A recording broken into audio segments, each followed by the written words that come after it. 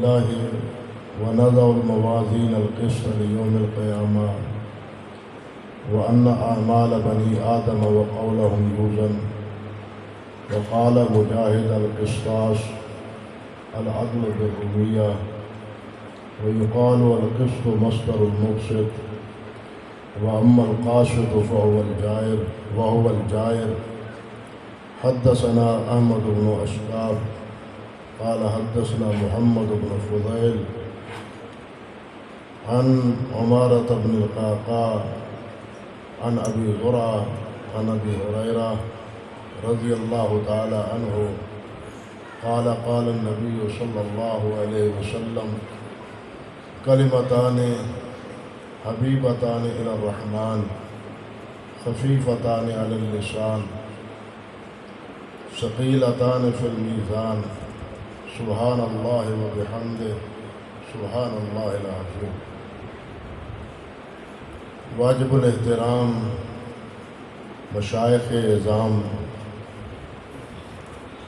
اس عظیم الشان پروگرام میں تشریف لانے والے بزرگوں، بھائیوں، دوستوں، ساتھیوں، عزیز طالب علم بھائیوں،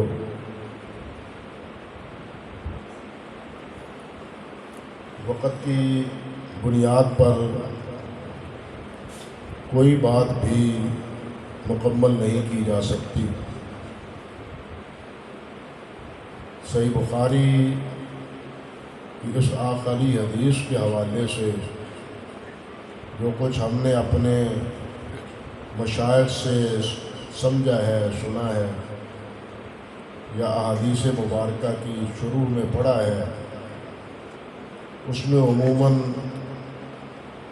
حدیث پاک کی اہمیت، حضرت امام بخاری رحمۃ اللہ علیہ کی عظمت، صحیح بخاری اور صحیح بخاری کی عظمت، پھر اس کے بعد آخری کتاب التوحید، اور کتاب التوحید کا یہ آخری باب قول اللہ ونضع الموازین القسط. یہ مختلف عناوین ہیں دراصل اس تقریب کے. اب آپ ہی سوچ سکتے ہیں اور فیصلہ بھی فرما سکتے ہیں. اگر صرف حدیث کی عظمت کو ذکر کیا جائے تب بھی یہ بات مکمل نہیں ہو پاتی، نہ ہی حضرت امام بخاری رحمۃ اللہ علیہ کے تذکرے وہ پوری طرح اجاگر کیے جا سکتے ہیں. اگرچہ ہمارے مہربان، ہمارے مرشد اور ہمارے مشفق حضرت مولانا محدث اور عظیم مفسر حافظ مسعود عالم متعنا اللہ بطول حیاتہ نے حضرت امام صاحب کے بارے میں بہت اچھا اور بہت ہی ایمان افروز ہمارے لیے تذکرہ پیش کیا ہے، لیکن آپ یہ مت جانیں کہ یہ امام بخاری کا مکمل تذکرہ ہے. آپ یہی سمجھیں کہ جن کی عظمت پر ان کے اساتذہ ناز کرتے ہوں اور جن کی عظمت پر ان کے شاگرد فخر کرتے ہوں، اس امام کا عظیم مقام اور مرتبہ ہوگا تو کیا ہوگا. امام محمد بن بشار البندار رحمۃ اللہ علیہ امام بخاری کے استاد ہیں، اور امام بخاری نے 205 احادیث امام محمد بن بشار بندار سے روایت کی ہیں. حافظ ابن حجر رحمۃ اللہ علیہ نے فتح الباری کے مقدمہ میں لکھا ہے کہ وہ اس بات پر فخر کرتے تھے کہ مجھ سے امام بخاری نے حدیث لی، مجھ سے امام بخاری نے حدیث لی ہے. اس بات پر فخر کرتے ہیں. اور آپ اب سوچ سکتے ہیں کہ جس پر استاد یہ فخر کرے کہ میرے شاگرد نے اس الجامع الصحیح میں میری احادیث درج کی ہے اور وہ اس پر خوش ہوتا ہو، تو وہ امام جس نے یہ کتاب لکھی ہے وہ کتنا خوش نصیب ہے. امام علی بن مدینی رحمۃ اللہ علیہ، امام قتیبہ بن سعید، امام احمد بن حنبل، یہ جو امام بخاری رحمۃ اللہ علیہ کے مشائخ ہیں، اگر ان کی تمام باتیں نقل کی جائیں، ذکر کی جائیں تو بات طول پکڑ جائے گا۔ شاگردوں کا عالم یہ ہے، یہ تو اساتذہ ہیں، تذکرہ پورا نہیں ہو سکتا، پہلے میں نے عرض کیا۔ شاگردوں کا عالم یہ ہے کہ امام مسلم رحمۃ اللہ علیہ، جو امام بخاری رحمۃ اللہ علیہ کے شاگرد ہیں، وہ صاف صاف کہتے ہیں لا یبغضک الا حاسد، کہ آپ کے ساتھ بغض رکھنے والا وہی ہوگا جو آپ سے حسد کرے گا۔ آپ جیسا میں نے کوئی انسان اپنی آنکھوں سے نہیں دیکھا۔ ابن خزیمہ فرماتے ہیں، جو شاگرد ہیں امام بخاری کے، ما رأیت طاطا عدیم السماء مثل محمد بن اسماعیل البخاری، میں نے آسمان کی نیلی چھت کے نیچے محمد بن اسماعیل بخاری جیسا کوئی نہیں دیکھا۔ امام ترمذی رحمۃ اللہ علیہ جو فرماتے ہیں، یا دوسرے ان کے تلامذہ نے جو کچھ فرمایا ہے، یہ داستانیں بڑی ہی طویل ہیں جو اس وقت میں پوری بیان کیا ان کو ادھورا بھی ذکر نہیں کیا جا سکتا۔ اس لیے امام بخاری رحمۃ اللہ علیہ کا یہ تذکرہ آپ ادھارا ہی سمجھیں، زندگی رہی تو کسی وقت بات کریں گے انشاءاللہ، اللہ نے چاہا۔ جہاں تک صحیح بخاری کی بات ہے تو پہلے یہ بات سمجھنی چاہیے کہ سب سے پہلے، اگرچہ امام بخاری رحمۃ اللہ علیہ سے پہلے ان کے اساتذہ کی کتابیں موجود تھیں، ان کے دادا اساتذہ جو تھے ان کی بھی کتابیں موجود تھیں، امام احمد کی کتابیں موجود تھیں، امام اسحاق بن راہویہ کی کتابیں موجود تھیں، امام ابن ابی شیبہ کی کتابیں موجود تھیں، ان کے آگے امام عبدالرزاق کی المصنف موجود ہے، ابن ابی شیبہ کی المصنف موجود ہے، امام مالک کی کتابیں ہیں، امام شافعی کی کتابیں ہیں، بلکہ اس سے بھی پہلے امام زہری رحمۃ اللہ علیہ کی کتابیں ہیں۔ بلکہ آپ حیران ہوں گے جب امام حضرت ابو بکر بن حزم رحمۃ اللہ علیہ نے امام زہری کو دمشق سے خط لکھا تھا کہ آپ میرے پاس وہ روایات جو قاسم بن محمد بن ابی بکر ان عمرہ ان عائشہ سے روایت کرتے ہیں وہ لکھ کے بھیج دیں۔ امام زہری رحمۃ اللہ علیہ نے یہ روایات لکھ کے بھیجی امام ابن حزم کے کہنے کے مطابق، اللہ اکبر کبیرہ۔ اور امام زہری رحمۃ اللہ علیہ نے اس وقت جو احادیث کی تدوین کی کتابیں لکھی وہ اس قدر تھی، شائع اور زائد تھی کہ بازاروں میں فروخت ہوتی تھی۔ جس طرح آج کل احادیث کی کتابیں فروخت ہوتی ہیں، بازاروں میں کتابیں ملتی ہیں، اسی طرح امام زہری رحمۃ اللہ علیہ کی کتابیں بازاروں میں ملتی ہیں۔ یہ جو اس دور کے منکرین حدیث یا مستشرقین کہتے ہیں کہ جی یہ حدیث کا ذخیرہ تو 250 سال 300 سال بعد لکھا گیا ہے، یہ بالکل سراسر یا تو جہالت پر مبنی ہے یا سراسر دین کے ساتھ دشمنی پر مبنی ہے۔ احادیث لکھنے کا حکم تو نبی علیہ السلام نے دیا تھا، صحابہ کرام رضوان اللہ علیہ اجمعین نے لکھا ہے، اور آپ کی اجازت سے آپ کے سامنے لکھا ہے۔ یہ ساری باتیں نہیں کہی جا سکتی۔ آپ مجھے بتلائیں، آپ کو معلوم نہیں کہ 9 ہجری میں نبی علیہ السلام نے پورے کفار کے جتنے رؤساء تھے ان کی طرف دعوت و تبلیغ کے خطوط لکھے تھے؟ کیا یہ حدیث نہیں ہے؟ جب نبی علیہ السلام نے مرض الموت میں فرمایا تھا کہ قلم و کرتاس لاؤ میں تمہیں کچھ لکھ دوں تاکہ میرے بعد تم گمراہ نہ ہو، کیا یہ نبی علیہ السلام نے حدیث نہیں لکھنی تھی؟ یہ علیحدہ مسئلہ ہے اپنی جگہ کہ وہ لکھ نہ پائے، ایک مسئلے کا یعنی اختلاف کا شکار بن گئی یہ بات، لیکن نبی علیہ السلام نے خود لکھنے کا عزم ظاہر کیا۔ یہ کہنا کہ لکھی بعد میں گئی ہے یہ سراسر جھوٹ ہے۔ تابعین کی کتابیں موجود تھیں، تبع تابعین کی کتابیں موجود تھیں، اتباع تابعین کی کتابیں موجود تھیں، اور اس کے بعد تو پھر ائمہ محدثین رحمہ اللہ وہ تھے کہ لا یحصی عددہم الا اللہ، کہ ان کا شمار اللہ کے علاوہ اور کسی کے پاس ہے ہی۔ کتنے لکھنے والے تھے اور کیا کیا انہوں نے لکھا ہے، کن شعوبتوں میں لکھا ہے، کن کوششوں کے ساتھ لکھا ہے۔ یہ ایسی ایمان افروز داستانیں ہیں کہ جو کسی ایک مجلس میں بھی مکمل نہیں ہو پاتی۔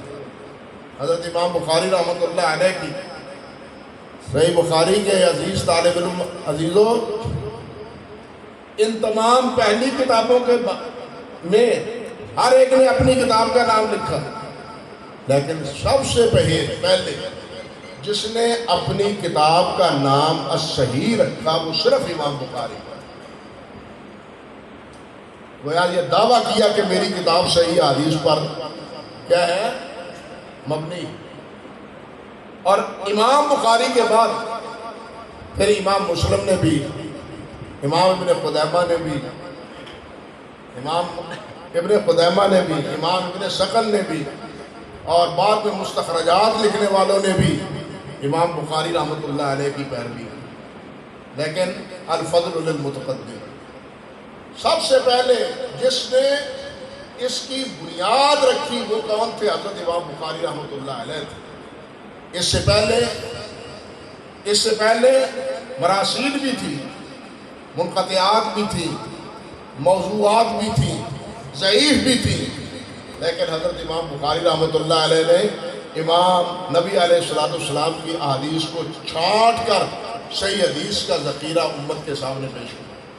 وہ جیسے حضرت آفشاہ فرما رہے تھے کہ اس پر آشو فتنے کے دور میں جہاں ایک طرف معتزلہ تھے اور معتزلی اور جامی حکومت تھی، جامعہ تھے، جہاں روافض تھے، جہاں خارجی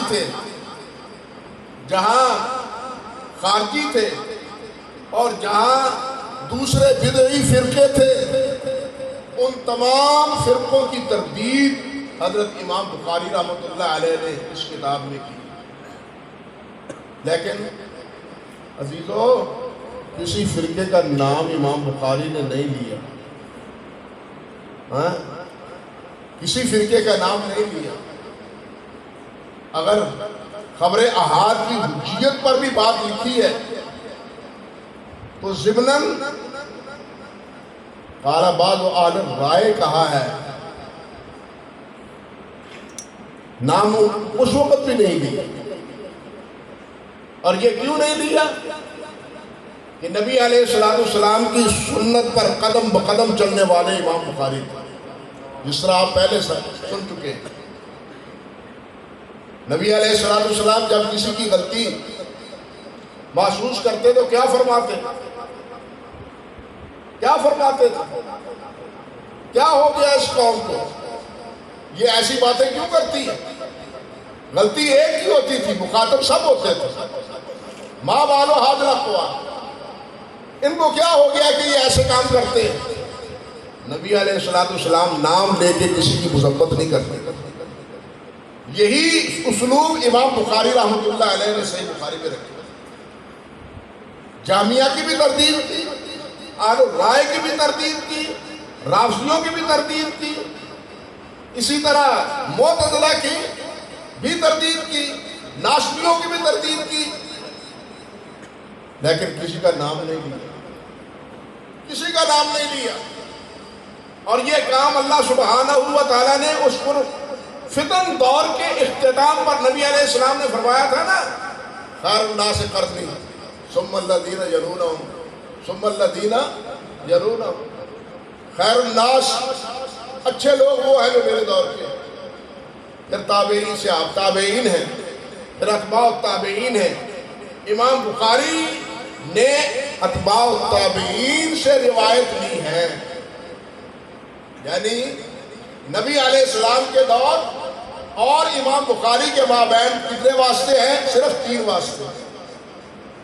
بعد میں نبی علیہ السلام نے فرمایا کہ فتنوں کا دور شروع ہو جائے، تین واسطے فتنوں کے ابتدائی دور میں، یا کہہ لے جائیے کہ ابتدا میں جب یہ فتنے زوروں پر پنپنا رہے تھے، اس وقت امت کی اصلاح کے لیے، ان کے عقائد کو درست رکھنے کے لیے امام بخاری نے اس کتاب کو پیش کیا، جس کے بارے میں آج وہ بھی اس تسلیم کرتے ہیں جو اپنے آپ کو آل الرائے میں شمار کرتے ہیں، اور وہ کہتے ہیں کہ بخاری دین کا انسائکلوپیڈیا ہے۔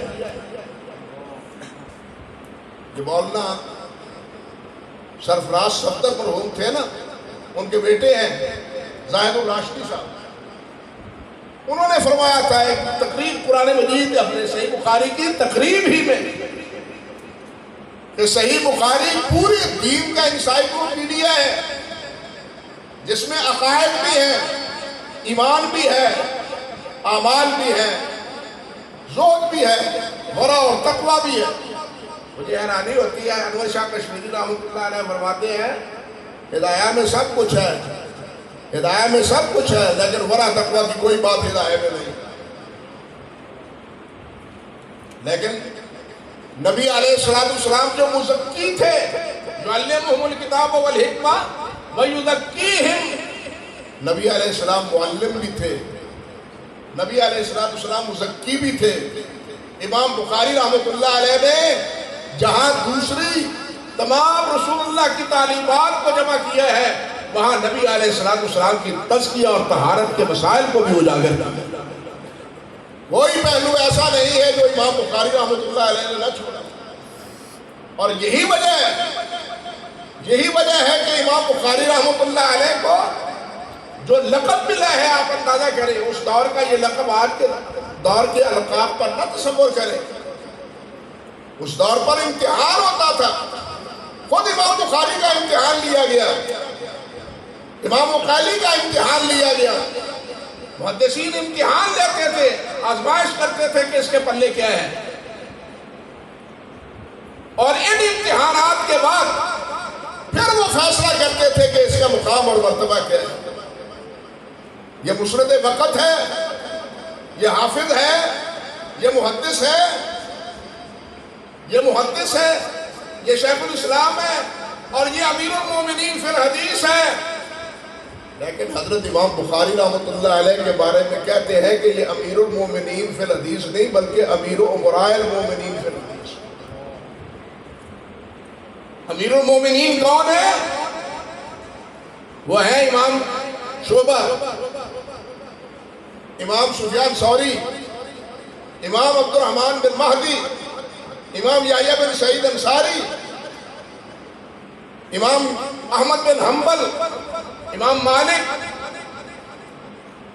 امام احمد بن حنبل، امام علی بن مدینی، جن کو امیر المومنین فی الحدیث کہا گیا۔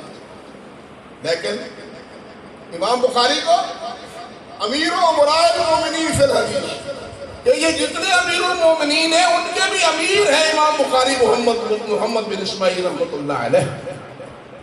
اس سے آپ اندازہ کریں کہ امام بخاری رحمۃ اللہ علیہ کو علماء نے اور حضرات محدثین رحمہ اللہ نے کس نگاہ سے دیکھا۔ ایسے نہیں کہتے کہ امام بخاری تو وہ ہے کأنہ خلق للحدیث، اللہ نے ان کو حدیث ہی کے لیے پیدا کیا۔ اس خدمت کو سر انجام دینے کے لیے اللہ ذو الجلال کا مقصد تھا کہ امام بخاری کو پیدا کرو جو صحیح حدیث کا ذخیرہ امت کے سامنے پیش کرے۔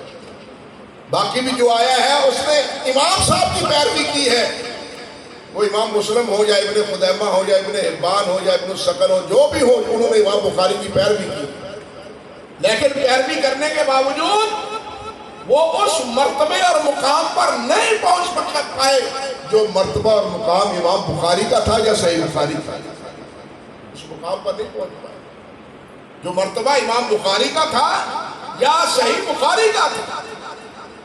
کسی نے نہ امام بخاری کا مرتبہ پایا اور نہ ہی کسی نے صحیح بخاری کا مرتبہ پایا، بعد والے جتنے بھی۔ حالانکہ نقش اول کے بعد نقش ثانی اس سے بہتر ہونا چاہیے، کیوں بھائی؟ نقش ثانی نقش اول سے بہتر ہونا چاہیے، لیکن یہاں نقش اول ایسا ہے کہ وہ اپنی انتہا کو پہنچا ہوا ہے، اس میں اضافے کی کوئی امید نہیں، اس میں اضافے کا کوئی سوال پیدا نہیں ہوا۔ اسی لیے امام دارقطنی، امام نسائی رحمۃ اللہ علیہ، جو ایک واسطے سے امام بخاری کے شاگرد ہیں، براہ راست نہیں پڑھا انہوں نے، لیکن صحیح بخاری سے واقف ہے۔ علماء نے تو یہ لکھا ہے کہ سنن میں جو ابواب لکھے ہیں اور ابواب میں جو انہوں نے قرآن مجید کی آیات کو بھی ابواب میں شامل کیا ہے، اس میں انہوں نے بھی امام بخاری کی پیروی کی۔ یہ اسلوب امام ترمذی نے بھی اختیار نہیں کیا، نہ امام ابو داؤد نے نہ اختیار کیا، امام نسائی نے اختیار کیا۔ اور امام نسائی فرماتے ہیں کہ ما فی ھذہ الکتب کلھا اجود من کتاب محمد بن اسماعیل البخاری۔ اس وقت جتنی بھی کتابیں لکھی گئی ہیں ان میں سے محمد بن اسماعیل بخاری کی کتاب سے اچھی کوئی کتاب نہیں۔ یہ بات کہتے ہیں امام نسائی، یہی بات کہی ہے امام دارقطنی رحمۃ اللہ علیہ۔ کسی نے انہوں نے ان کے سامنے امام مسلم کی بات کی، انہوں نے بھی تو صحیح مسلم لکھی ہے، لیکن فرماتے ہیں چھوڑو، لولا البخاری لما رہا مسلم، اگر بخاری نہ ہوتے تو مسلم کو کون پوچھتا تھا؟ مسلم تو خود خوشا چین ہے امام بخاری کے۔ اور امام بخاری سے ایک مجلس میں ایک حدیث کی علت معلوم کرنے کے بعد، جس کو امام مسلم صحیح سمجھ رہے تھے، جب امام بخاری نے کہا کہ اس کے رجال پر نہ جاؤ، یہ روایت معلوم ہے، جب امام بخاری نے اس کی علت پیش کی تو اٹھ کے امام بخاری کا پیشانی چوم لی اور فرمانے لگے مجھے اجازت دو میں آپ کے قدم چوموں۔ امام مسلم تو یہ تھے۔ امام دارقطنی کہتے ہیں کہ لولا البخاری لما رہا مسلم، تو عرض کرنے کا مقصد یہ تھا کہ نہ امام بخاری کے بعد اس جیسا کوئی ہے، نہ صحیح بخاری کے بعد کوئی اور ایسی کوئی کتاب پہلے بھی نہیں ہے اور بعد میں بھی نہیں، پہلے بھی نہیں ہے اور بعد میں بھی نہیں ہے۔ یہ میں ہی نہیں کہتا، آپ سن چکے ہیں امام نسائی رحمۃ اللہ علیہ، امام دارقطنی رحمۃ اللہ علیہ کا تبصرہ، باقی محدثین رحمہ اللہ کے تبصرے کی تو لمبی بات ہے۔ امام حاکم نے کہا ہے معرفت علوم الحدیث میں صفحہ نمبر 60 میں، وہ کہتے ہیں لوگوں یہ جتنا ذخیرہ ہے احادیث کا، بخاری مسلم میں جو حدیث ہے آنکھیں بند کر کے اس پر عمل کر لو، لیکن باقی کوئی کتاب اگرچہ اس کی سند بھی صحیح آپ کو نظر آئے، جب تک علماء سے اس کی تحقیق نہ کروا لو اس پر عمل نہ کرنا۔ اللہ اکبر، کتنا فرق ہے۔ سند صحیح ہے، کیوں کہ محدثین کے نزدیک راوی کے ثقہ ہونے سے سند حدیث صحیح نہیں ہوتی جب تک کہ وہ شذوذ اور علل سے بھی پاک نہ ہو۔ اسی لیے یہ بات امام حاکم رحمۃ اللہ علیہ نے فرمائی ہے، اور اسی قسم کی بات امام ابو احمد الحاکم نے کہی ہے الکنا میں۔ اللہ اکبر کبیر، عام بات ہوتی ہے کیا جی یہ خبر واحد ہے، ہم خبر متواتر کو مانتے ہیں، خبر واحد وہ موجب عمل ہے لیکن موجب علم نہیں ہے۔ ذرا طالب علم چکنے ہو کے بات سمجھے، کہتے ہیں کہ خبر واحد موجب عمل ہے لیکن موجب عمل علم نہیں ہے۔ اس سے یہ لازم نہیں آتا کہ جناب جو اس میں بیان ہوا ہے وہ کیا ہے بالکل صحیح ہے اور آپ کا فرمودہ ہے۔ یہ معتزلہ نے، اصولیوں نے یہ شوشہ چھوڑا، یہ معتزلہ کا شوشہ ہے، اصولیوں کا شوشہ ہے، اور سب سے پہلے اس کو خطیب بغدادی نے الکفایہ میں ذکر کیا ہے اور اس کے بعد اصول حدیث کی کتابوں میں بھی شامل ہو گیا ہے، لیکن یہ محدثین کے نزدیک سراسر غلط ہے۔ محدثین کیا کہتے ہیں کہ جو روایات صحیح ہے معتبر قرائن ہے، اس سے علم بھی حاصل ہوتا ہے، علم ضروری، علم قطعی بھی حاصل ہوتا ہے اور وہ موجب عمل بھی ہے اور موجب علم بھی ہے، موجب علم بھی ہے اور موجب عمل بھی ہے۔ سوال یہ ہے کہ جو موجب علم ہے، عمل ہے، اور وہ موجب علم نہیں ہے، اصول تو یہ ہے، امام بخاری نے کیا ذکر کیا ہے؟ العلم قبل العمل، کتاب العلم میں باب باندھا ہے نا، العلم قبل العمل، عمل سے پہلے علم ہے۔ اگر وہ علم ہی صحیح نہیں ہے تو عمل صحیح کیسے؟ اگر وہ علم صحیح نہیں ہے تو عمل صحیح کیسے؟ یہاں ایک بات اور یاد رکھیں کہ یہ تواتر، یہ بھی اس امت مسلمہ کا اصول کی کتابوں میں کیا لکھا ہے؟ علی قاری نے بھی لکھا ہے شرح نخبۃ الفکر میں کہ متواتر کے لیے مسلمان ہونا بھی شرط نہیں، انا للہ و انا الیہ راجعون، راوی کا مسلمان ہونا بھی شرط نہیں ہے۔ لیکن سمجھ لیں یہ بات کہ متواتر کے لیے یہ اصول کہ امت کا اجتماع، لا تجتمع امتی علی الضلالہ، یہ امت کے لیے ہے، دوسری امتوں کے لیے نہیں ہے۔ دوسری امتوں کا متواتر ہم نہیں مانتے۔ ہاں مجھے بتلائے کیا نصارہ اور یہود کے نزدیک یہ تواتر نہیں کہ عیسیٰ علیہ السلام صلیب پر چڑھائے گئے؟ ہم مانتے ہیں اس کو۔ عیسائیوں کے نزدیک تواتر ہے کہ وہ ابن اللہ ہے، کیا مانتے ہیں آپ اس کو؟ نہیں مانتے۔ عیسائیوں نے اور یہودیوں نے ہفتے کا دن انتخاب کیا اور عیسائیوں نے اتوار کا دن انتخاب کیا۔ نبی علیہ السلام نے فرمایا دونوں میں غلطی کی، اور ہم نے اختیار کیا تو اللہ کی توفیق سے جمعے کا دن انتخاب کیا۔ اور اسی حدیث کے بعد حافظ ابن حجر نے لکھا ہے فتح الباری میں کہ تواتر کا یہ اختیار یا یہ امتیاز یا اجتماع یہ معتبر ہے تو اہل اسلام کا ہے، امت مسلمہ کا ہے، امت کافرہ کا نہیں۔ یہ جائے کہ اصول میں یہ کہہ دیا جائے کہ اس کے لیے تواتر بھی شرط نہیں، مسلمان ہونا بھی شرط نہیں، انا للہ و انا الیہ راجعون۔ پھر آگے بات دیکھیے کہ روایت خبر واحد ہے، واحد ایک کو کہتے ہیں مانوی طور پر، اصولی طور پر تو نہیں، اصولی طور پر دو ہی ہیں، ایک واحد جس میں خبر مستفیض بھی ہے، خبر مشہور بھی ہے، جس میں خبر مستفیض بھی ہے، خبر مشہور بھی ہے، تو کہتے ہیں یہ ہے خبر واحد۔ دو بیان کرے تب بھی واحد، تین بیان کرے تب بھی واحد، چار پانچ بیان کرے تب بھی واحد۔ متواتر تب ہوگی جب جمع غفیر اس کو روایت کرے، جن کا جھوٹ پہ جمع ہونا مشکل ہے۔ یہی پڑھا ہے نا آپ نے شرح نخبہ اور اصول کی کتابوں میں، تواتر یہ ہے۔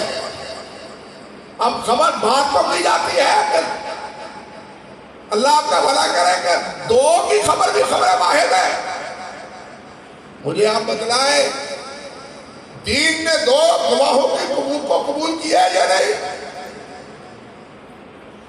دو کو قبول کیا ہے یا نہیں؟ قبول کیا۔ جب دین نے دو کی گواہیوں کو قبول کیا ہے تو دو کی روایت غیر مقبول کیوں ہے؟ اس پر قتل کیوں ہے؟ دوسری بات یہ سوچیں کہ جو حضرات یہ کہتے ہیں اللہ اکبر کبیرہ، پہلے ان سے یہ بھی پوچھیں، امام طحاوی کہتے ہیں کہ گھوڑے کی حلت پر احادیث متواترہ ہیں، گھوڑے کی حلت پر احادیث شرح معانی الآثار میں احادیث متواترہ ہیں، اور طحاوی اسی کے قائل ہے، جس طرح محدثین قائل ہے کہ گھوڑا حلال ہے، وہ اختلاف کرتے ہیں امام صاحب سے۔ اب سوال یہ ہے کہ جس کو طحاوی متواتر کہہ رہا ہے آپ اس کو موجب علم اور موجب عمل مانتے ہیں؟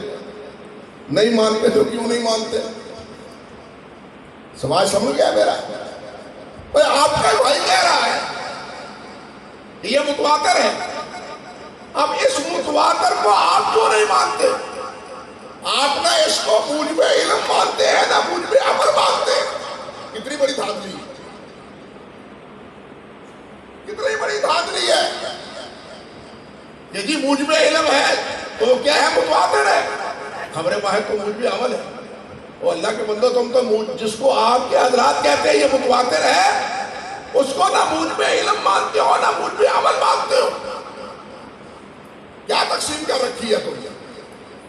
امام عبداللہ ابن مبارک کہتے ہیں رحمت اللہ علیہ، فضیل بن ایاض کہتے ہیں رحمت اللہ علیہ، الحدیث الذی رواہ الثوری عن منصور عن ابراہیم عن علقمہ مثل ھذہ الاسطوانہ، مثل ھذہ الاسطوانہ، کہتے ہیں کہ وہ روایت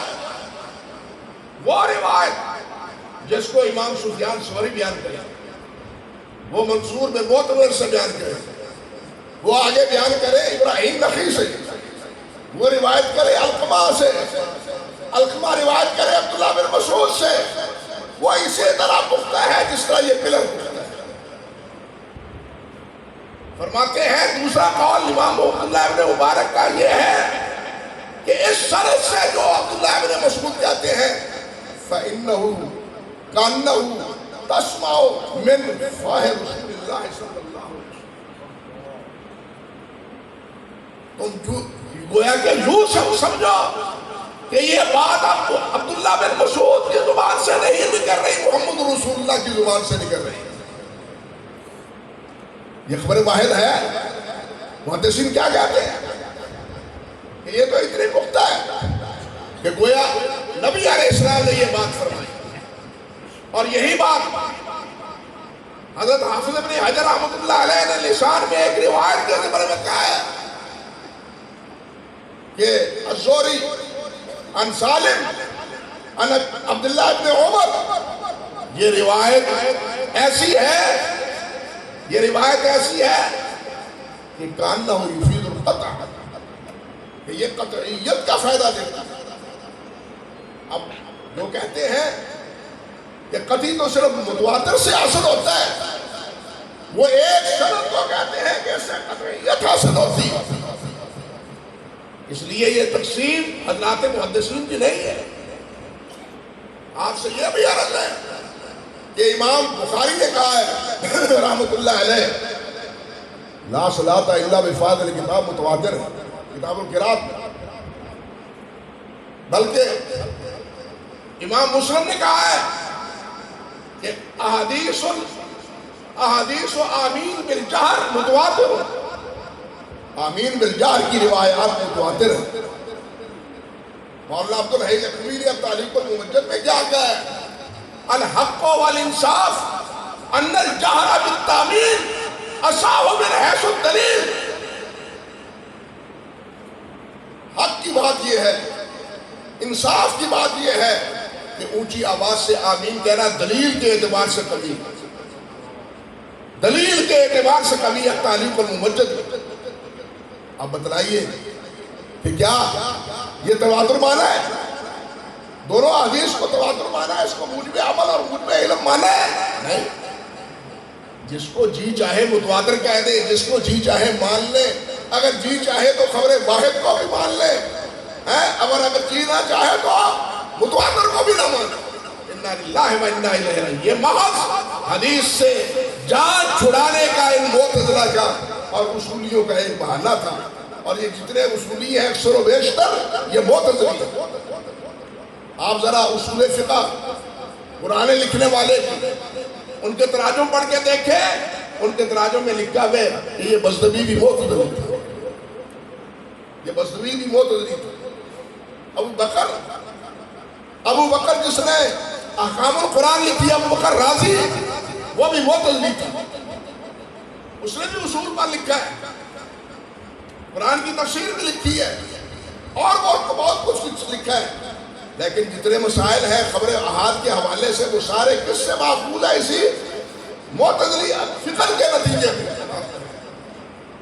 اللہ اکبر، یہ تو ایک بات ہی مکمل نہیں ہو پا رہی، چھوڑے سب باتوں۔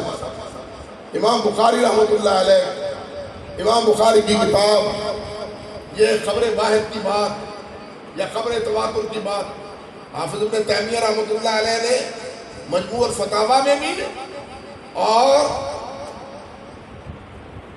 وہ جو اصول تفسیر پر ان کا مقدمہ ہے اس میں بھی کہا ہے کہ اکثر احادیث صحیح بخاری کی جو ہے وہ کیا ہے؟ متواتر ہے۔ صحیح بخاری کی اکثر احادیث وہ کیا ہے؟ متواتر ہے۔ یہ کون کہتا ہے؟ شیخ الاسلام ابن تیمیہ کہتا ہے، اور دو کتابوں میں کہتا ہے، مقدمہ اصول تفسیر میں اور دوسرا مجموع الفتاوی میں۔ کون مانتا ہے شیخ الاسلام کی بات؟ اس لیے کہ من نہیں مانتا۔ اصل بات تو من کے ماننے کی ہے، یہ نہیں کہ صحیح بات کو مان لیا۔ صحیح بات کو مان لیا جائے تو دین میں اتنا انتشار پیدا ہی نہ ہو، اتنا انتشار اور اختلاف رونما ہی نہ ہو اگر صحیح بات کو تسلیم کر لیا جائے۔ آج بھی وہی آباء و اجداد کے افکار پر جمود اسی طرح ہے جس طرح کے وہ پہلے قدیم 1400 سال پہلے کا تھا، لیکن رنگ بدلا ہوا ہے، فرق بدلا ہوا ہے، نتیجہ ایک ہی ہے۔ وہ آپ توحید کے بارے میں لیں، آپ اس کو بدعات کے بارے میں لیں، آپ اس کو حدیث پر عمل کے بارے میں لیں، نتیجہ ایک ہی ہے۔ انا وجدنا آباءنا، ہم نے اپنے باپ دادا کو اس پر پایا۔ بدعات کے بارے میں بھی یہی جواب ہے، توحید کے بارے میں بھی یہی جواب ہے، حدیث کے بارے میں بھی یہی جواب ہے، اگرچہ وہ حدیث متواتر ہی کیوں نہ ہو، اگرچہ وہ حدیث صحیح ہی کیوں نہ ہو۔ انا للہ و انا الیہ راجعون۔ لیکن یہ فقراء ہے، اللہ کے فضل و کرم سے محدثین کی اس امانت کے امین، اللہ ہمیں یہ حق ادا کرنے کی توفیق دے، اس وراثت کو سنبھالنے کی توفیق دے، اور جو مدارس اس میں کلیدی کردار ادا کر رہے ہیں اللہ تعالیٰ قیامت تک انہیں قائم دائم رکھا۔ یہ مسئلہ، یہ وراثت آپ سنبھال رہے ہیں اللہ کے فضل و کرم سے، کہ نبی علیہ السلام کا فرمان آپ دیکھیں، میں اتنی باتیں ذہنی ذہن میں آ جاتی ہیں۔ نبی علیہ السلام قرآن نے کہا نہیں، قرآن نے کہا نہیں کہ ہر مسئلے میں 2 گواہ چاہیے، مالی معاملات میں بالخصوص، زنا کے معاملات میں 4، تفریق ہے یا نہیں؟ لیکن نبی علیہ السلام نے بھی ایک کے ساتھ مالی معاملہ کیا تھا، گواہ موجود نہ تھا۔ ایک صحابی نے کہا، اس نے گواہ طلب کیا، ایک صحابی نے کہا میں گواہی دیتا ہوں کہ نبی علیہ السلام جو بات کہہ رہے ہیں وہ صحیح کہہ رہے ہیں، صحیح فرما رہے ہیں۔ یہودی کہنے لگا یہ تو سنت موجود ہی نہیں تھے، کیسے یہ گواہی دے سکتے ہیں؟ محمد رسول اللہ صلی اللہ علیہ وسلم نے فرمایا تم کیسے گواہی دیتے ہو؟ موجود نہیں تھے، اعتراض ہے تمہارے اوپر، جرح ہے تمہارے اوپر۔ وہ فرماتے ہیں ہم تو روزانہ آپ کی بات کو قبول کر لیتے ہیں کہ جبرائیل آج بھی آیا تھا، آج بھی آیا ہے، اب کہہ کے گیا ہے، اب کہہ کے گیا ہے۔ ہم تو مان لیا، ہم نے تو مان لیا۔ جب آپ کو مانا تو پھر کسی اور کی طرف دیکھنے کی گواہ کی ہمیں ضرورت نہیں ہے۔ نبی علیہ السلام نے فرمایا او میرے ساتھیوں، آج کے بعد میرے صحابی ایک کی اکیلے کی گواہی 2 کے برابر ہے یا نہیں؟ حدیث کی تخصیص ہوئی یا نہیں؟ قرآن کی تخصیص ہوئی یا نہیں؟ قرآن مالی معاملات میں 2 گواہ کہتا ہے، نبی علیہ السلام نے اپنے صحابی کی اکیلے کی گواہی کو کیا کہا ہے؟ 2 قرار دیا ہے کہ اس کی اکیلے کی گواہی بھی 2 کے برابر ہے۔ یہ ہے حدیث کو ماننا، یہ ہے دین کو ماننا۔ لیکن عقل، ہمیشہ عقل کا امتحان ہی یہی ہے، یہاں بیٹھی ہے نا، ہاں یہاں ہے نا، اوپر جو اوپر ہو اس کا سر اوپر ہی ہوتا ہے، یہ ماننے کے لیے تیار نہیں ہوتی۔ لیکن اس کا حل یہی ہے، اس کا علاج اور اس کی دوائی یہ ہے کہ یہ اوپر نہ جائے بلکہ قرآن و سنت کے سامنے سرنگوں ہو جائے۔ اس کا امتحان اس میں، اگر یہ قرآن و سنت کے سامنے سرنگوں نہیں ہوتی تو یہ پھر مسلمان کے دائرے سے نکل جاتے ہیں۔ دائرہ اطلاع سے نکل جاتا ہے۔ اللہ سبحانہ و تعالی ہمیں حدیث کا شناور بنائے، آپ کے فرامین کو سمجھنے کی توفیق دے۔ یہ جو آخری باب ہے، باب اپنی جگہ ایک مسئلہ ہے، اور حدیث آخری وہ اپنی جگہ مسئلہ ہے۔ اس کی سند بذات خود ایک مسئلہ ہے، بلکہ اس آخری حدیث کے ساتھ 4 مسئلے مسئلہ ہے۔ پہلا مسئلہ یہ ہے کہ یہ کتاب التوحید کے ساتھ اس کا تعلق کیا ہے۔ دوسرا مسئلہ یہ ہے کہ اس باب کا مطلب کیا ہے۔ تیسرا مسئلہ یہ ہے کہ اس باب میں جو راوی آئے ہیں جس حدیث کے روایت کرنے والے ان کی پوزیشن کیا ہے۔ چوتھا مسئلہ یہ ہے کہ جو حدیث آئی ہے اس کا باب کے ساتھ تعلق کیا ہے۔ یہ 4 بنیادی مسئلے ہیں اس ایک آخری حدیث کے بارے میں۔ جبکہ امر واقعہ کیا ہے، امر ہو کیا رہا ہے کہ یہ 4 میں سے تو ایک بھی پورا نہیں ہو سکتا۔ اب میں کیا کروں، ان 4 میں سے ایک بھی نہیں ہو سکتا۔ یہ کہوں کہ کتاب التوحید سے موافقت کیا ہے، یا یہ کہوں کہ اس کے راویوں کی پوزیشن کیا ہے۔ اور امام بخاری رحمۃ اللہ علیہ نے احمد بن اشقاق سے روایت کیوں لی ہے آخری؟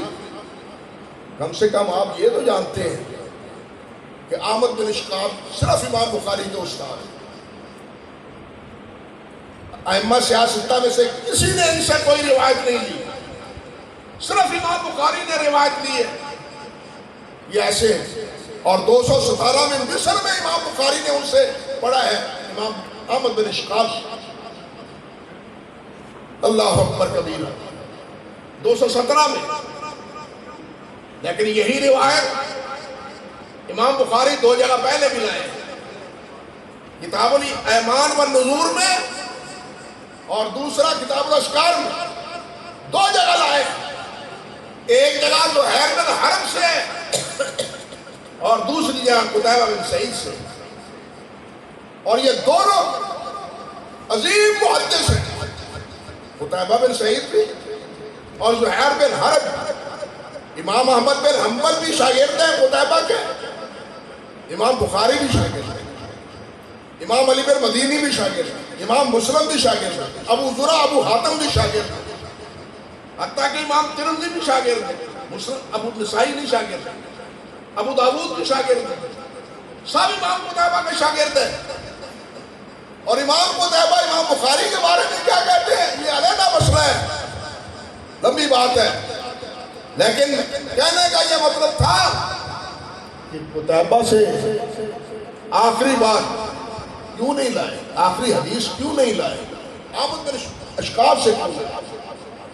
اسی طرح جو کتاب کی سب سے پہلی حدیث ہے وہ امام بخاری رحمۃ اللہ علیہ، آپ کو یاد ہے امام حمیدی سے لائے، عبداللہ بن زبید الحمیدی سے۔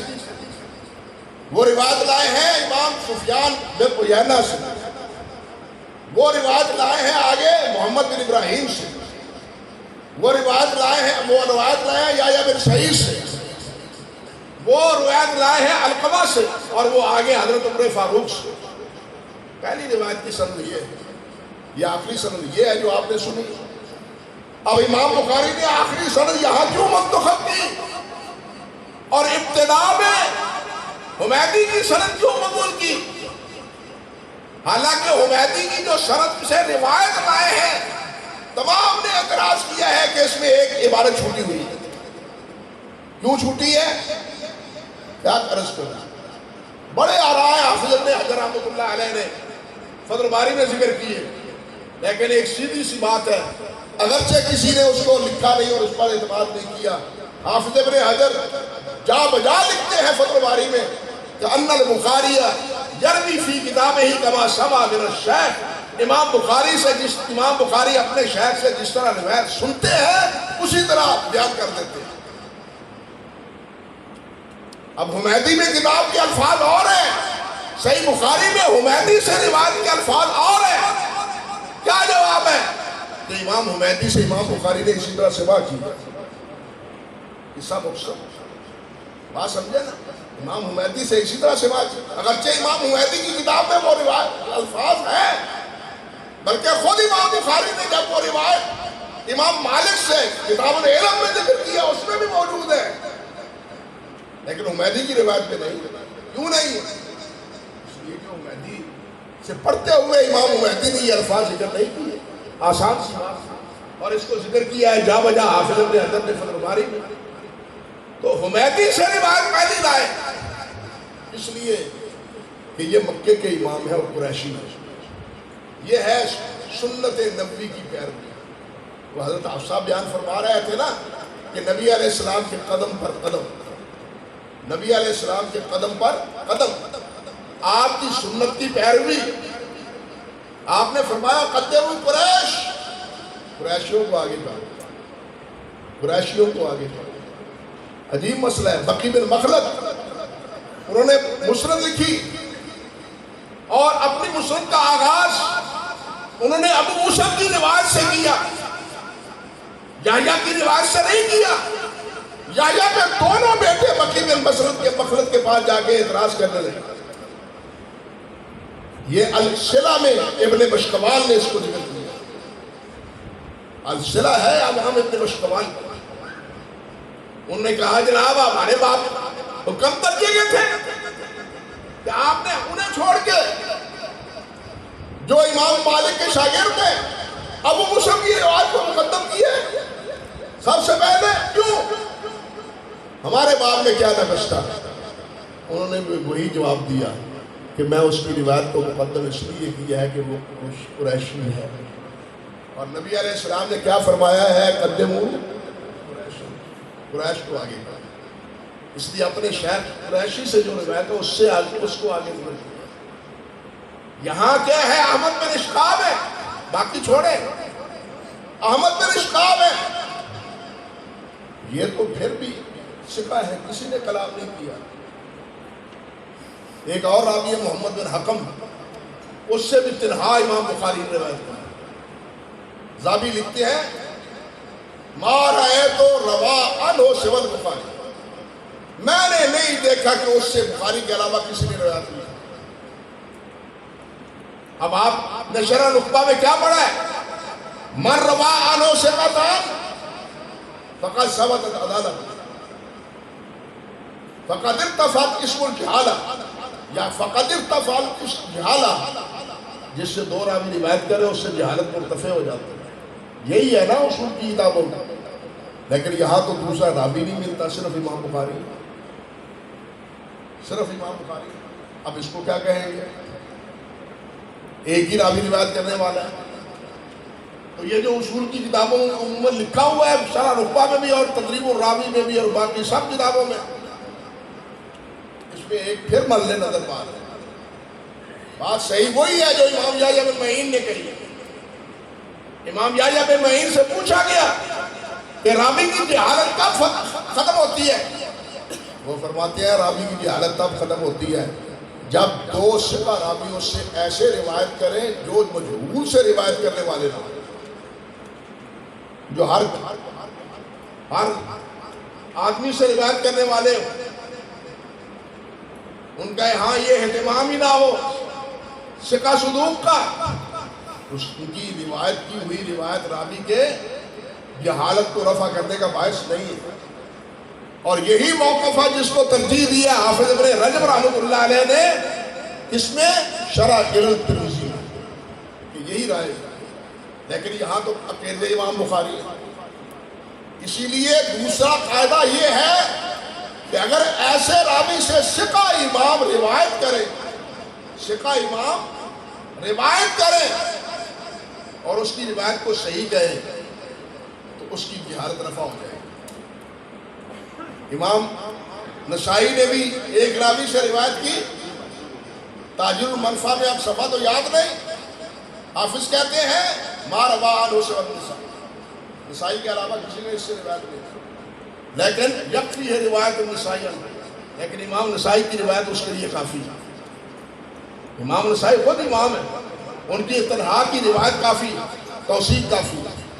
اسی لیے محمد بن حکم کی روایت کو بھی حافظ ابن حجر نے کیا کہا ہے کہ کہ یہ محمد بن حکم ثقہ ہے، کیونکہ امام بخاری نے یہ کتاب کیا لکھی ہے؟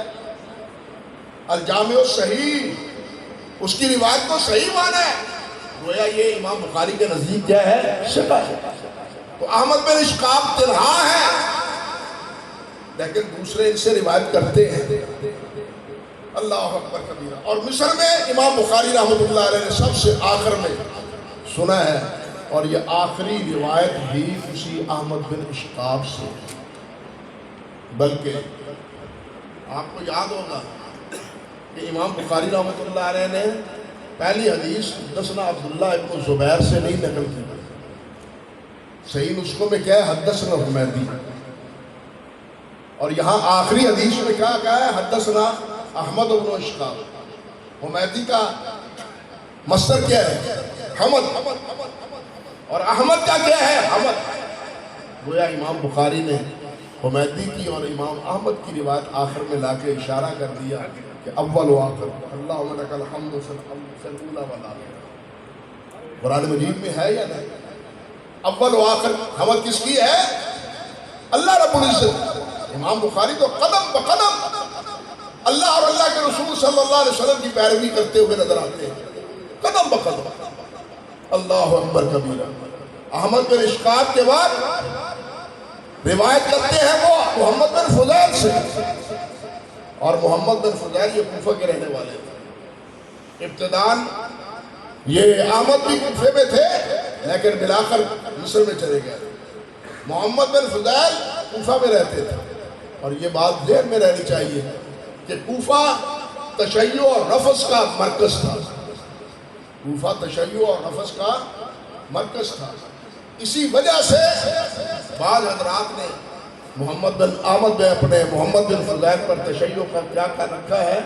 الزام رکھا ہے، لیکن ابو ہشام کہتے ہیں کہ یہ غلط ہے۔ میں نے تو محمد بن فضل سے سنا ہے، محمد بن فضیل سے، وہ کہتے ہیں رحم اللہ عثمان بن عفان، اللہ عثمان پر رحمت فرمائے، ولا رحم من لم یرحم عثمان، اور جو عثمان پر رحمت اللہ علیہ رضی اللہ عنہ نہ کہے اللہ اس پر رحمت ہی نہ کرے۔ یہ کیسے شیعہ ہو سکتا ہے؟ یہی کہتے ہیں ابو ہشام کہ میں نے دیکھا وہ وضو کرتے ہوئے خفین پر مسح کرتے تھے اور بسم اللہ آہستہ پڑھتے تھے۔ رافضیوں کے نزدیک خفین پر مسح نہیں ہے، ان کے نزدیک خفین پر مسح نہیں ہے، اور ان کے نزدیک بسم اللہ ہمیشہ جہر ہے۔ بلکہ آپ حیران ہوں گے کہ امام سفیان بن سعید ثوری رحمۃ اللہ علیہ کی عقیدے پر جو کتاب ہے، اس میں ایک مسئلہ یہ بھی ہے کہ اہل سنت کا عقیدہ یہ ہے کہ بسم اللہ نماز میں آہستہ پڑھی۔ کیوں؟ رافضیوں کے کوفے کے شہر میں بیٹھے ہوئے، اس لیے کہ روافض سے جو ہے نا وہ کسی اعتبار سے مشابہت رہا، رافضیوں کے ساتھ کسی دائرے میں مشابہت نہ ہو، ورنہ امام شافعی رحمۃ اللہ علیہ قائل اور دلائل ہے موجود۔ ہمارے بزرگ پہلے کو جس قدر رفض سے کہنا چاہیے کہ گریز کرتے تھے، بچاتے تھے اپنے مقتدیوں کو، ساتھیوں کو، آج بالکل اس کا کوئی عشر عشیر بھی اس قسم کی کہنا چاہیے کہ غجوری کا نہیں ہے۔ اللہ اکبر کبیرہ۔ یہ ہمارے احمد پور کے علاقے میں کچھ شریف مشہور جگہ ہے، وہاں بزرگ تھے حضرت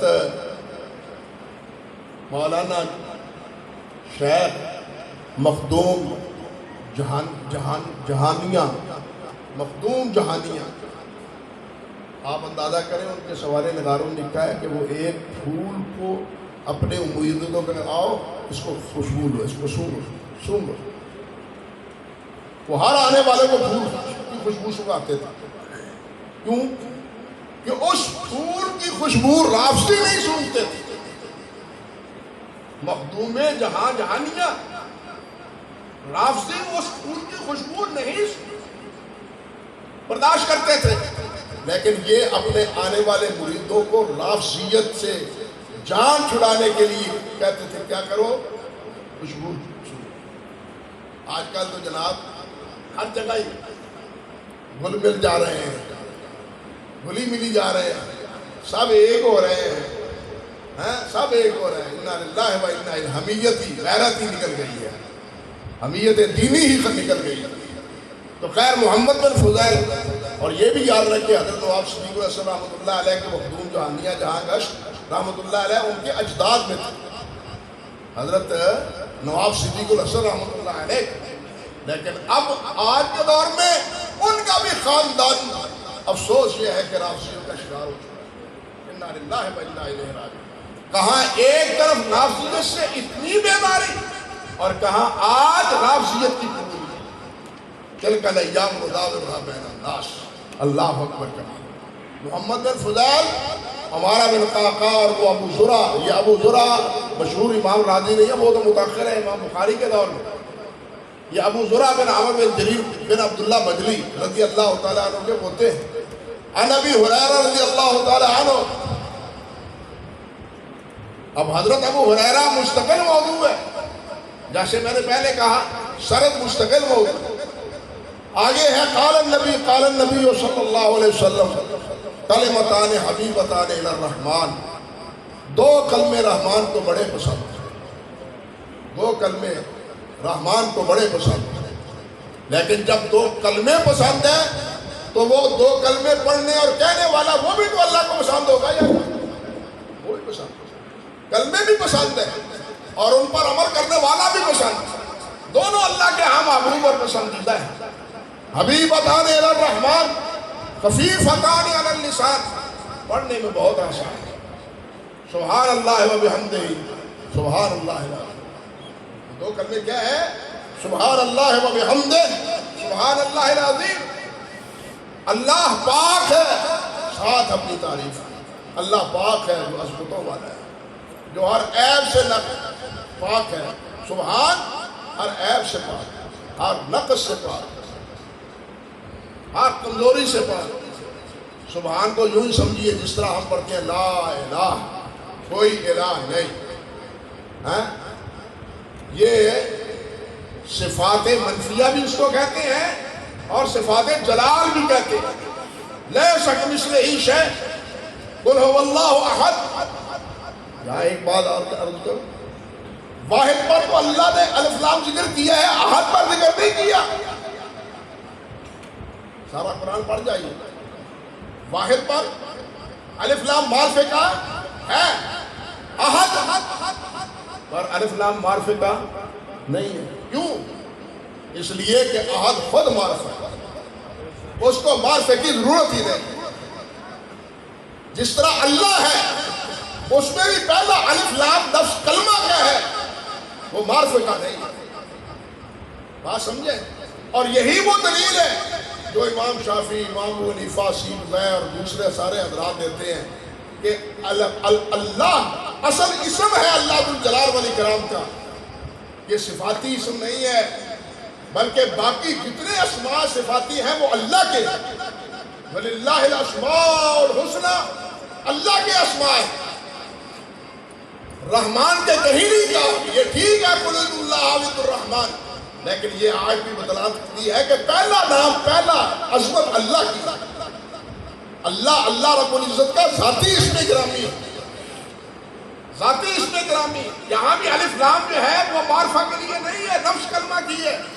اسی لیے جب اللہ کو پکارا جاتا ہے تو یہ الف لام حذف نہیں ہوتا، یا اللہ ہی کہتے ہیں. لیکن جب الرحمن کو پکارا جاتا ہے تو یا رحمان کہتے ہیں، یا الرحمان نہیں کہتے، یا الرحیم نہیں کہتے، یا الرزاق نہیں کہتے.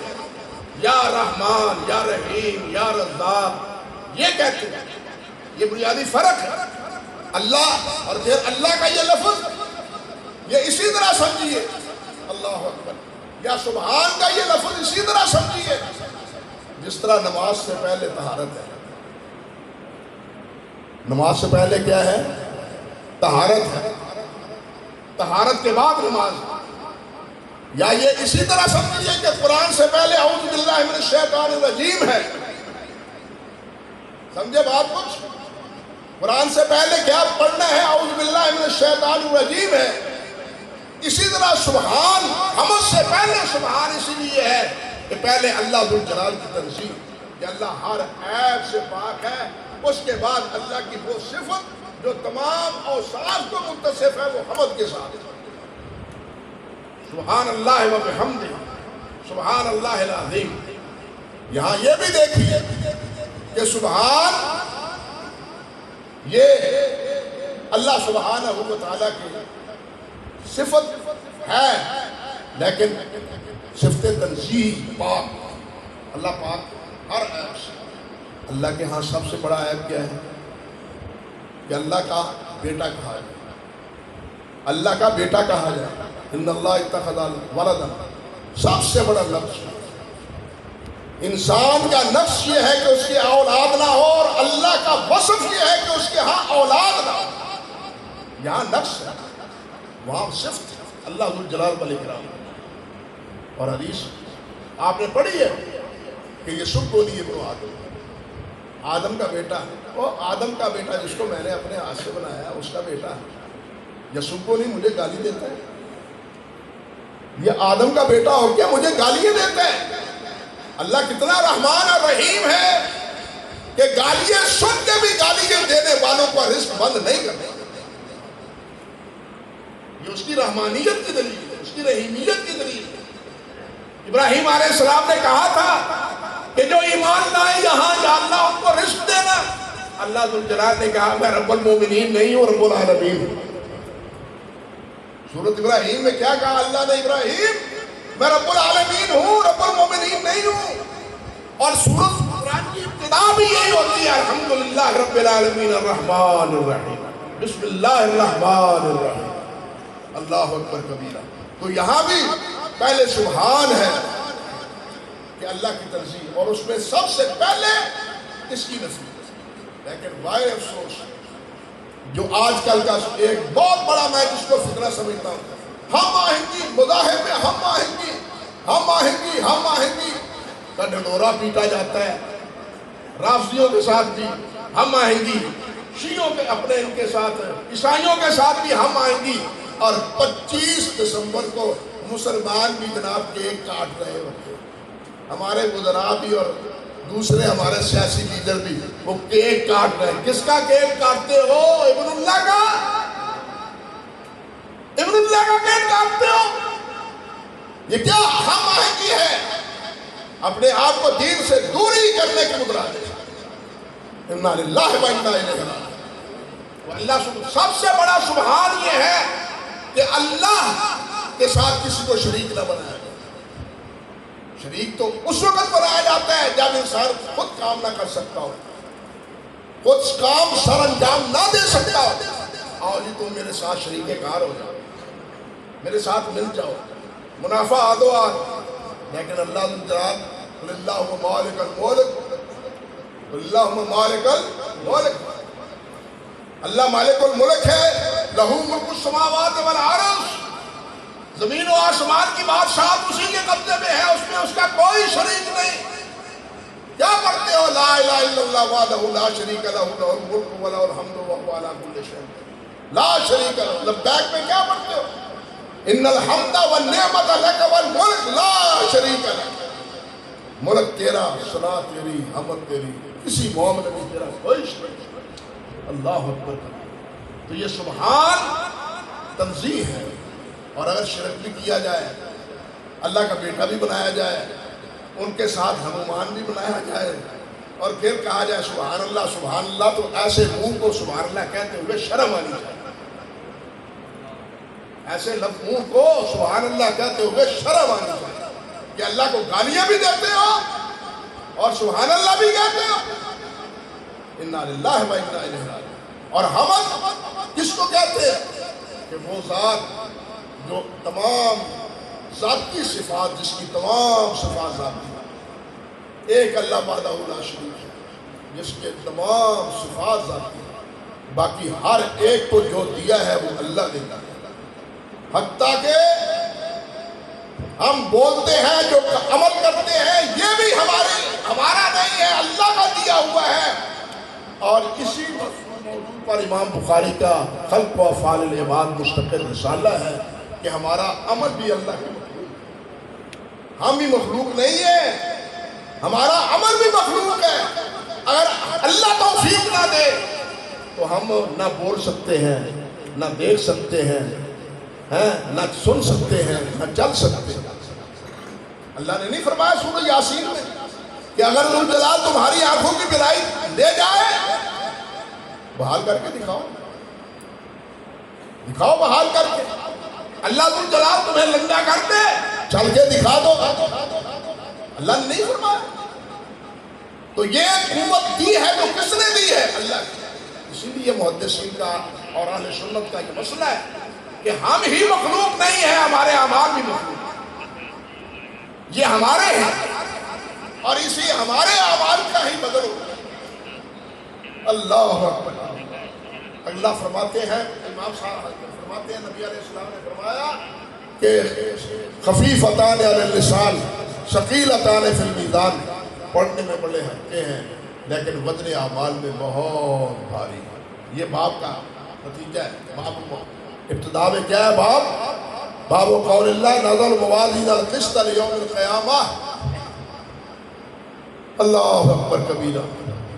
اس موضوع کی جتنی، یہ بھی امام بخاری کا ایک اختصاص ہے، یہ بھی سمجھ لیں کہ جس طرح امام بخاری صحیح ترین حدیث لے کے آتے ہیں، صحیح حدیث لے کے آتے ہیں، اسی طرح باب جو باندھتے ہیں قرآن مجید کی وہ آیت لیتے ہیں جو اس موضوع میں جامع ترین ہوتی ہے،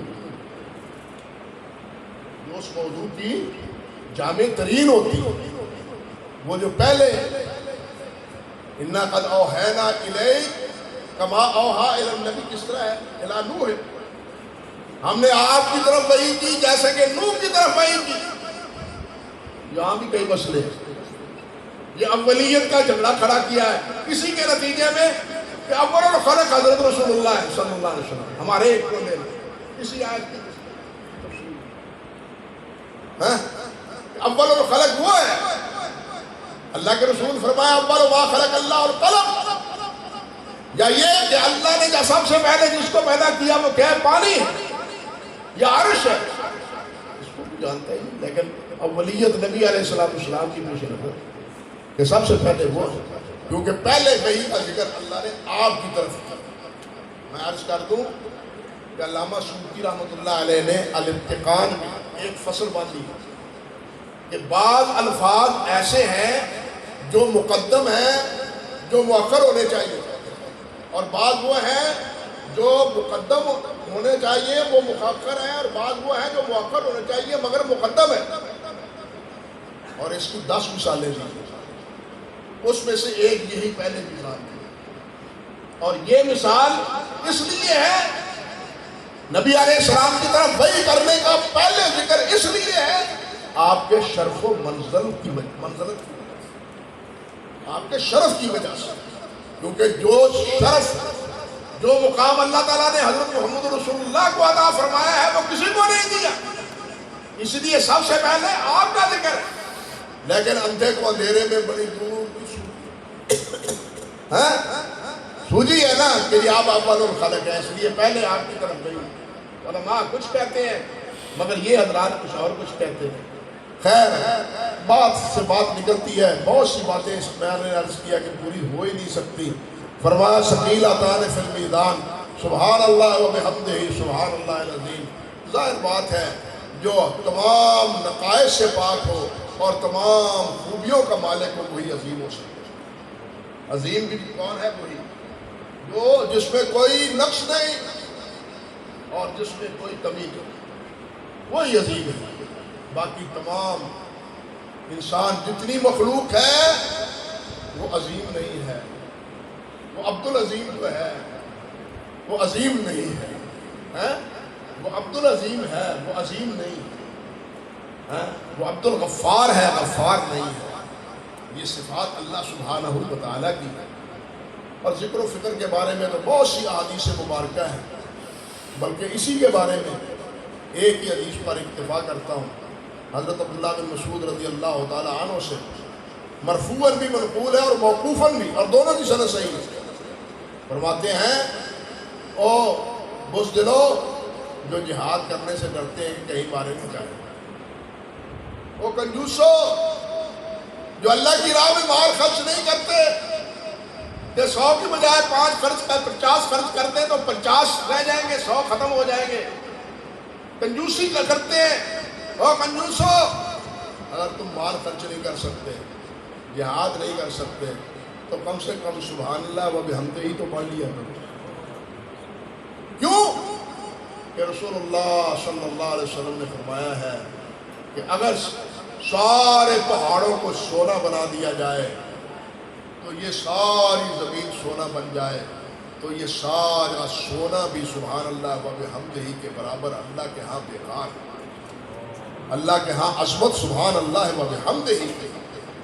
نبی علیہ السلام سے پوچھا گیا نا، ایک روایت میں ہے حضرت ابو ذر سے کہ انہوں نے پوچھا کہ سب سے افضل کلام کیا ہے؟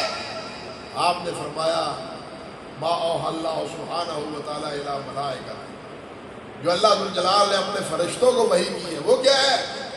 سبحان اللہ و بحمدہ۔ انہوں نے کہا تھا نا نحن نسبح بحمدک و نقدس لک، فرشتوں کی یہی تسبیح ہے۔ بلکہ ایک حدیث میں آتا ہے کہ سارے حیوانات، یہ درند پرند چرند، یہ سب یہ تسبیح پڑھتے ہیں سبحان اللہ و بحمدہ۔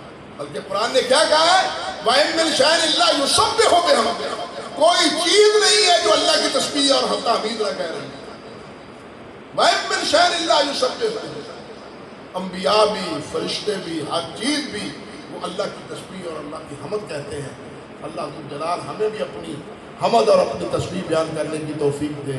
ذکر و اذکار کے فضائل اپنی جگہ بہت ہیں، لیکن وقت کی وجہ سے میں انہی چند کلمات پر اکتفا کرتا ہوا اللہ سے دعا جو ہوں کہ اللہ سبحانہ و دعا گو اور دعا جو ہوں کہ اللہ سبحانہ و تعالی ہم سب کی یہ حاضری قبول بھی فرمائے، اور اللہ تعالی ہمیں اپنا ذاکر اور اپنا شاکر بنائے، اللہ ہمیں دین کے علم کا شناور بنائے، اور جو علم اللہ تعالیٰ عطا فرمائے اس پر عمل کی بھی ہمیں توفیق عطا فرمائے، اور جن والدین نے، جن اساتذہ نے یہ علم پڑھایا ہے اور والدین نے جو قربانی دی ہے اپنی خدمت کی بجائے دین کی خدمت کے لیے لگایا ہے اپنے اولاد کو، اللہ ذوالجلال ان کی خدمات کو قبول فرمائے۔